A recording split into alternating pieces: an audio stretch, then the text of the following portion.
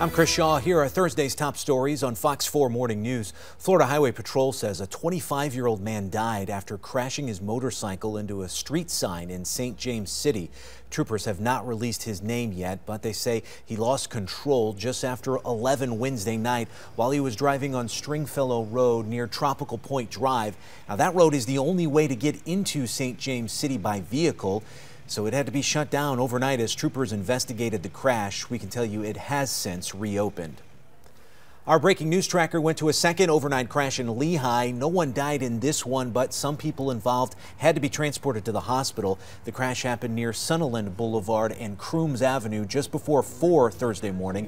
It's not clear exactly what caused the crash, but it looks like the car rolled and ended up in a grove of trees. A new proposal from Governor Ron DeSantis could help cut costs for prescription drugs. Right now, it's illegal to import unapproved prescription drugs into the United States, but Governor DeSantis wants to change that by creating a program to bring cheaper Canadian prescription drugs to Florida.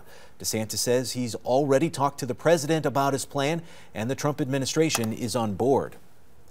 A Lee County Sheriff's deputy at the center of a controversial video is now out of work. Former Deputy Blake Grossi resigned after video came out that appears to show him elbow a handcuffed teenage suspect in the face.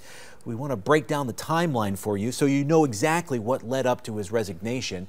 This started 1 week ago today, February 14th, while the 17-year-old was being arrested on a charge of violating his probation.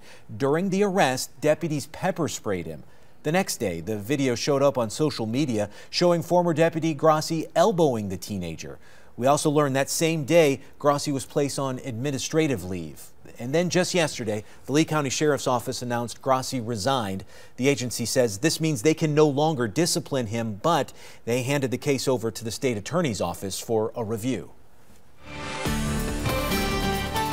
And the warm and muggy weather continues this week. Temperatures today back well above average in the mid-80s. We started in the 60s. We'll see a mix of sun and clouds through this afternoon with a few spotty showers developing. Our predictor shows that the coastline, I would say along and west of I-75, stays generally clear and dry today, but inland we will get those hit or miss showers developing with chances right around 20% on and off through this afternoon and evening, quieting down overnight.